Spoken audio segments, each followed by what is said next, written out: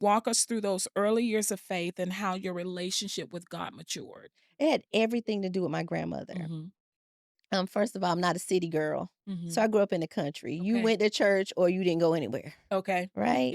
Right. You were going to Sunday school, you were going to Right. YPHA, you were going to conference, you were going to Uh-huh. prayer meeting.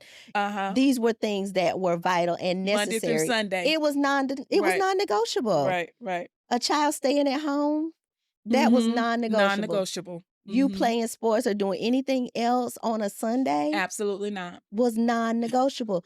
You could have homework on a Wednesday night, you were Mhm. going to You prayer were going meeting. yes, you were. So my formidable years, really, I owe that to my Mhm. grandmother because she was devout. Yeah. Devout. I can tell you that her message was not holiness or hell, but her Mhm. walk was Mhm. holiness or hell. Mhm. With the clear understanding that while we were outside wilding out, she was in the house praying. Praying. Yeah. I learned those things, and I learned them from her. So my Mhm. walk with God was influenced Mhm. strictly, mainly by her, not just by the fact that, we go into the Yeah. church and we learn the Bible and we learn the Bible stories, we learn the etiquette and all of these things. Mhm. It was her display Yeah. of love and of character Mhm. that helped to form who I am today. Yeah. So my walk with God, she was the Jesus that I saw in the earth.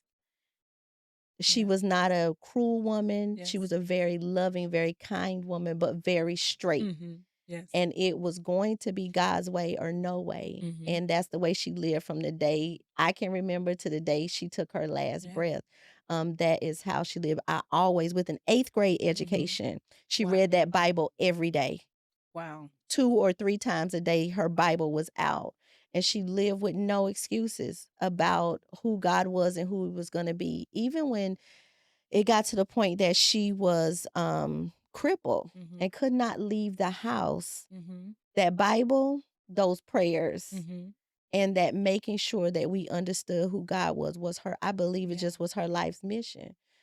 So the maturity with that came from how I Mhm. understood what it meant to live Yeah. and to walk the walk, Yeah. not just to talk it, not just Yeah. to learn how to preach it and how to speak it or how to exegete it, Yeah.